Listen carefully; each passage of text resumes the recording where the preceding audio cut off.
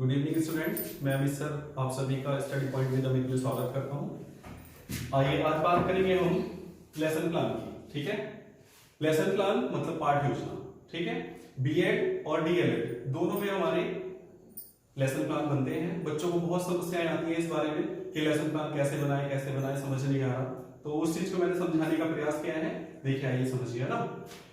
सबसे पहले जो हमारा बोर्ड होता है श्यामपट्ट जिसे हम बोलते हैं क्लास में, तो उसमें हम एंट्री करते हैं। तो सबसे पहले जब हम एंट्री करेंगे तो सबसे ऊपर हमारा विषय होता है, फिर उपविषय होता है और फिर प्रकरण होता है। विषय क्या होता है? जो सब्जेक्ट हमें पढ़ाना होता है, हिंदी, संस्कृत, इंग्लिश, ठीक है, या गणित, विज्ञान, जो भी कुछ, ठीक है, तो वो हमारा मेन सब्जेक्ट होता है। उसी के बाद सब्जेक्ट में भी पार्ट होते हैं, जैसे इंग्लिश में ग्रामर हो गई, ठीक है, लिटरेचर हो गई, पोएट्री हो गई, ठीक है, या गणित में हमारा अंकगणित, बीजगणित और रेखा गणित हो गया। तो ये हमारा आता है सब सब्जेक्ट, ठीक है, या उपविषय, समझ गए। उसके बाद प्रकरण। प्रकरण होता है हमारा टॉपिक या विषय वस्तु, ठीक है, इसे हम बोलते हैं टॉपिक। टॉपिक क्या होता है? जिस सब्जेक्ट के बारे में या जिस पॉइंट के या जिस टॉपिक को हम, विषय वस्तु को हम पढ़ाना चाहते हैं, बच्चों को समझाना चाहते हैं, वो हमारा टॉपिक होता है। ये टॉपिक जब निकलेगा, ये स्टार्टिंग में जब हम एंट्री करते हैं तब नहीं लिखते, इसको हम छोड़ देते हैं, केवल हम सब्जेक्ट और उप सब्जेक्ट, ठीक है, उप विषय लिखेंगे। और इधर कोने में इस साइड में हम ये एंट्री करते हैं पहले कक्षा। जो हमारा डीएलएड का सिलेबस है वो 1, 2 और 3 और 4 और 5, मतलब 1 से 5 तक की कक्षाओं के बारे में हम जो है पढ़ाते हैं या लेसन प्लान बनाते हैं। ठीक है, मतलब प्राथमिक स्तर पर हमारा डीएलएड के प्लान बनते हैं। फिर है वर्ग। वर्ग में हमारा क्या है? ए बी सी डी, या जो भी कक्षाओं में वर्ग बटे रहते हैं, ठीक है, section A, section B, section C, इस तरह से। फिर ये हमारा कालांश। कालांश होता है पीरियड या लेक्चर, ठीक है, फर्स्ट लेक्चर, सेकंड लेक्चर या थर्ड लेक्चर, जो भी है। उसके बाद अवधि। अवधि मतलब टाइमिंग, हमारा जो लेक्चर होगा वो कितने समय का होता है, ठीक है, तो हमारा लेक्चर 35 मिनट या 36 मिनट होता है, ठीक है। अब आइए जब भी हम कोई टॉपिक पढ़ाएंगे या कोई भी लेसन प्लान बनाते हैं या पाठ्य योजना बनाते हैं, तो कक्षा में जाने से पहले ही हम बनाते हैं, ठीक है। ये पाठ्य योजना कक्षा में शिक्षण कार्य होने के दौरान से पहले बनती है, ठीक है। प्लानिंग करते हैं कि कैसे कल हमें पढ़ाना है, तो उसके लिए हमारे उद्देश्य होते हैं। हम एक उद्देश्य निर्धारित करते हैं कि बच्चों को हम कैसे पढ़ाएंगे, कैसे हमें वो उद्देश्य अचीव करने हैं। सबसे पहले जैसे सामान्य उद्देश्य। सामान्य उद्देश्य में क्या होता है? जैसे हम 3-4 लिखते हैं, पहले पेज पे हमें एंट्री करनी पड़ती है। तो छात्रों में गणित अध्ययन के प्रति रुचि जागृत करना, मतलब जो हमारा सब्जेक्ट है उसके विषय में रुचि जागृत करेंगे, मतलब उनका इंटरेस्ट बनाएंगे बच्चे का। फिर छात्रों में मानसिक क्षमता का विकास करना, मतलब जो मानसिक और बौद्धिक क्षमता का विकास करना, मतलब उसको हम ऐसे पढ़ाएंगे कि उसके मानसिक स्थिति में विकास हो। फिर छात्रों में तर्क शक्ति का विकास करना। तर्क शक्ति मतलब तर्क वितर्क करना, ठीक है, क्वेश्चन आंसरिंग करना। जब चीजें समझ में आएगी तो वो समझेगा, तो क्वेश्चन आंसर भी करेगा, कुछ बात भी करेगा, ठीक है। उसके बाद हमारा विशिष्ट उद्देश्य। विशिष्ट उद्देश्य में क्या होता है? यहां तो हम बात करते हैं सब्जेक्ट की, मेन सब्जेक्ट, ठीक है, मेन सब्जेक्ट हमारा गणित है। यहां हम जब बात करेंगे, तो यहां जब हम बात करेंगे तो वो करेंगे सब सब्जेक्ट की, ठीक है, या टॉपिक की, ठीक। यहां हम बात करेंगे छात्रों में अंकगणित का विकास करेंगे, क्योंकि हम अंकगणित से रिलेटेड प्लान बना रहे हैं, ठीक है। उसके बाद छात्रों को सभी अंकों का जोड़ना बताएंगे।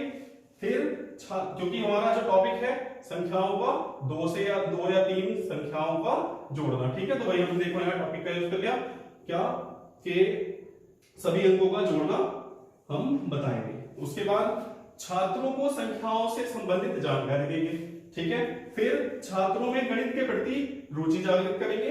और उसके बाद जो तीसरा ऑप्शन होता है वो होता है सहायक सामग्री, ठीक है।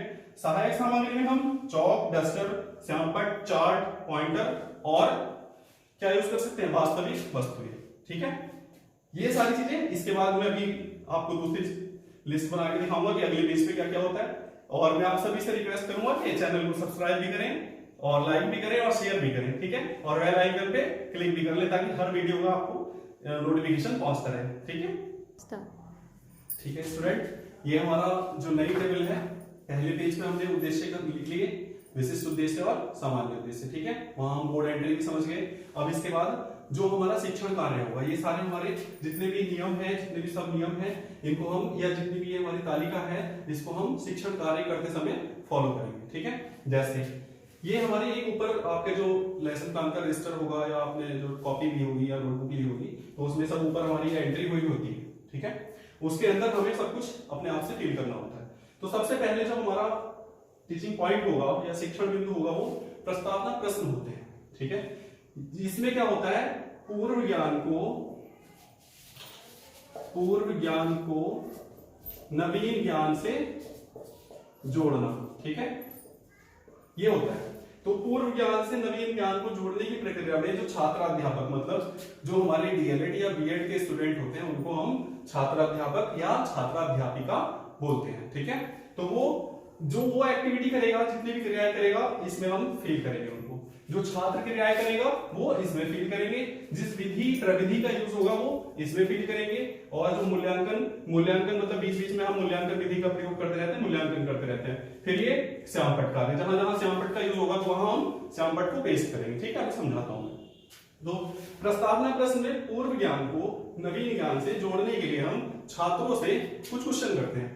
क्वेश्चन कैसे होने चाहिए, जैसे हमें कोई टॉपिक पढ़ाना है, सपोज दैट महात्मा गांधी पढ़ाना है, तो हम बच्चों से क्वेश्चन करेंगे कि बच्चों को पहले से स्वतंत्रता सेनानियों के बारे में, या राष्ट्रपिता के बारे में हमारे देश के, या किसी तरह से महात्मा गांधी तक वो रिलेटेड अपने ज्ञान को रखते हैं या नहीं रखते हैं। ठीक है, तो इसमें हम प्रश्न पूछेंगे, इसमें 1 2 3 4 या 5 प्रश्न, मतलब ज्यादा से ज्यादा 4-5 प्रश्न लेते हैं हम लोग, और लास्ट में आके ये समस्यात्मक प्रश्न बन जाता है, जहां बच्चे साइलेंट हो जाते हैं। ठीक है, तब हमारा यहाँ टॉपिक निकलता है। ठीक, ये हमारा समस्यात्मक प्रश्न होता है। तो ये हमारा यहाँ हम टॉपिक निकलेगा जब, तो हम बच्चों को फिर क्या करेंगे, उद्देश्य कथन। ठीक है, उद्देश्य कथन में हम बच्चों को बोलेंगे कि छात्रों, आज आप और हम मिलकर इस टॉपिक के या इस विषय के बारे में अध्ययन करेंगे। ठीक है, ये हो गया आपका। यहां जो प्रविधि यूज होगी कौन सी होगी, प्रश्नोत्तर विधि।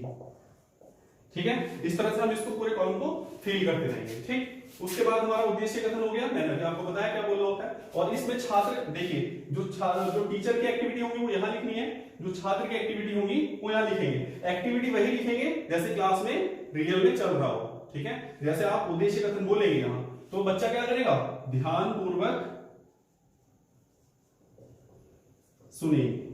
ठीक है, बच्चे ये ध्यान पूर्वक सुनेंगे। ठीक, उसके बाद आपका स्पष्टीकरण होगा, जो भी आप टॉपिक या सब सब्जेक्ट या उपविषय, ठीक है, उपविषय नहीं, टॉपिक, प्रकरण जो हम पढ़ा रहे हैं उसके बारे में हम बच्चों को स्पष्टीकरण देंगे, एक्सप्लेन करेंगे, समझाएंगे। ठीक है, जब यहां हम समझा देंगे तो बच्चे क्या करेंगे, छात्र फिर वही चीज ध्यानपूर्वक सुन रहे हैं, यहां होगा रहे हैं। ठीक है, क्योंकि यहां हम उद्देश्य कथन में बच्चों को बता रहे थे कि हम क्या पढ़ेंगे, तो सुनेंगे जब हम पढ़ाएंगे। तो यहां हम जब पढ़ा रहे हैं, रियल में पढ़ा रहे हैं, तो वो उस समय सुन रहे हैं। यहां मिस्टेक होती है बच्चों, तो यहां सुनेंगे और यहां सुन रहे हैं। ठीक है, उसके बाद जब हम बच्चों को सब चीजें समझा देते हैं, सिखा देते हैं, पढ़ा देते हैं, तो उसके बाद हम ये जानने की कोशिश करते हैं कि बच्चों को कितना समझ में आया। ठीक है, कितना हमारा शिक्षण प्रभावशाली हुआ है। ठीक, तो हम क्या करेंगे, बोधात्मक प्रश्न लेते हैं। इसमें भी हम 1 2 या 3 क्वेश्चन ले लेंगे। ठीक है, बच्चों से पूछेंगे।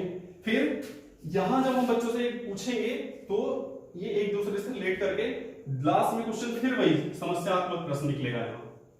ठीक है, समस्यात्मक प्रश्न निकलने के बाद हम फिर एक नया स्पष्टीकरण देंगे।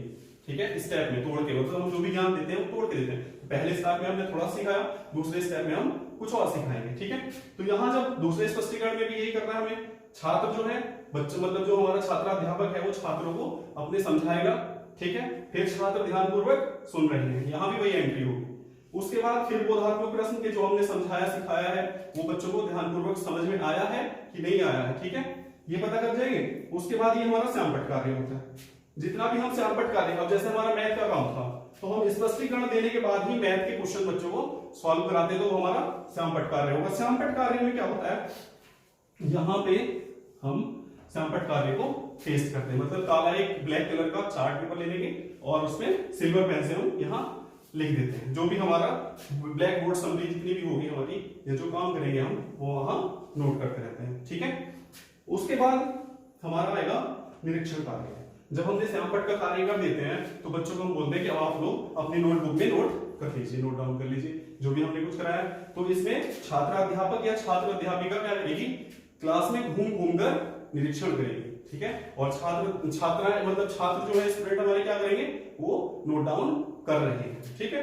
उसके बाद हमारा होता है पुनरावृत्ति प्रश्न। पुनरावृत्ति प्रश्न का मतलब क्या होता है कि जितना भी हमने सब कुछ पढ़ाया है, ठीक है, वो बच्चों को कितना समझ में है कितना नहीं आया, तो वो हम यहाँ पुनरावृत्ति प्रश्न में पूछेंगे और बच्चे उनका आंसर देंगे, ठीक है, समझ रहे हैं। उसके बाद फिर लास्ट में हमारा गृह कार्य।